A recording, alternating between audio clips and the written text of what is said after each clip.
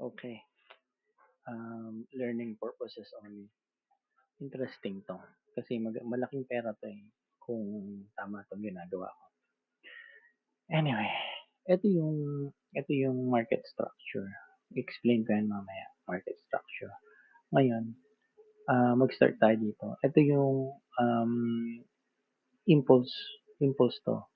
Ito mga impulse 'yan. Ngayon yung impulse na 'yan sa market structure, bale ito yung impulse and then consolidate, right? Impulse and then consolidate. Like, impulse, consolidation, pababa naman yan. Pagkatapos ng consolidation mo, ito na naman ang trabaho mo na naman ulit. Yan. Consolidation, angat, baba, impulse, break. Ito yan. Ito yan. Impulse, consolidate, right? Pero hindi agad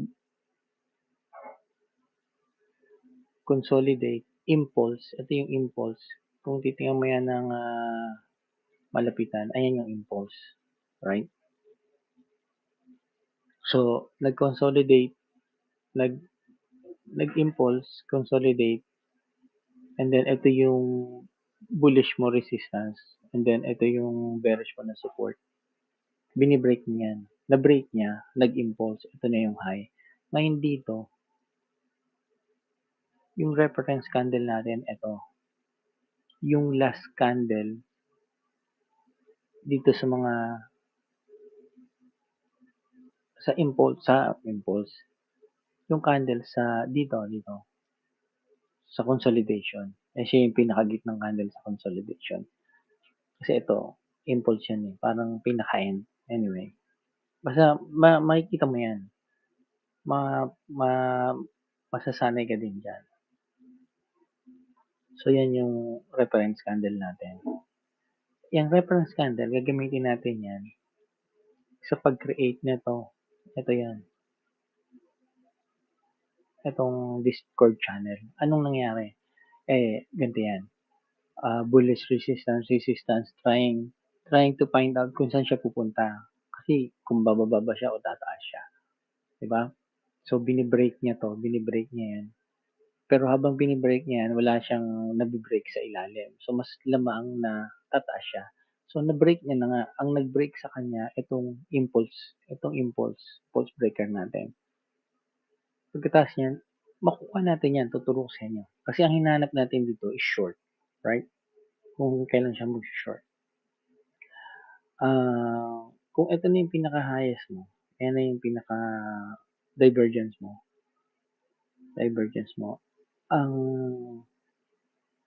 Ang katapat niyan is ito, di ba? Ito yung divergence mo, yun yung katapat niya, which is on our thing is ito. Right? Ito. Ayun yung, and then tumaas uli.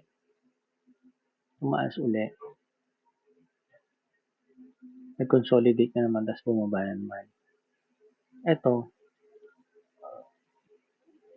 Itong area na to,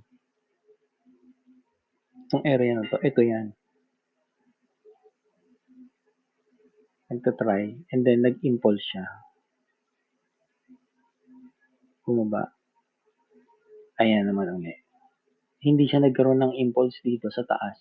So, bumagsak na naman. Ayan. Yan yung market structure. Yan ang market structure. Kailangan masanay yung mata mo dyan. Kasi malaking pera yan. Malaking pera yan. Ito makukuha natin yan. Kung i-close up mo yan, madali lang yan makuha. Bali, ito yan. Oh. Market structure din yan. Right? So, another impulse breaker. Right? And then, tinatry niyang i-break yung itaas, pero ito, na-break niya yung ilalim. Ngayon, nung na-break niya yung ilalim, hindi na siya nakabalik. Ito muna ang tingnan natin.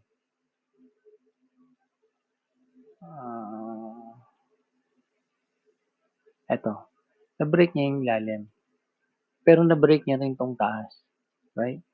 Tapos yung nung na-break niya to, itong resistance mo,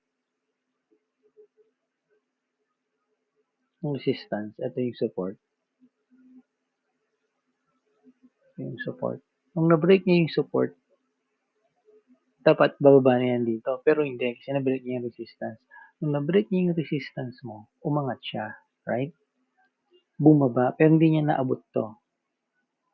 So, pwede na siya umangat uli. Kaya lang, hindi niya rin naabot yun. Saka nag-iwan siya ng FBG dito. FBG. Nag-iwan niya ng FBG dyan. Ayan o, hindi umabot yan. Yan ang entry mo. Pwede mo yung kuna ng fibs from here. Fibs. Yan, above ng 50. Yun ang, tas mag-DCA ka na lang. And then, ayan o. Diba? Market structure. Icon din to. Market structure din to. Bali, umangat siya, bumaba, hindi niya na-break yun, hindi niya rin ito na-break. Hindi niya na rin na-break yan. Yan ang entry.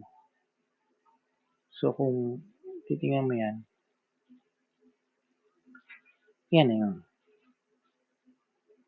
Malaki yan.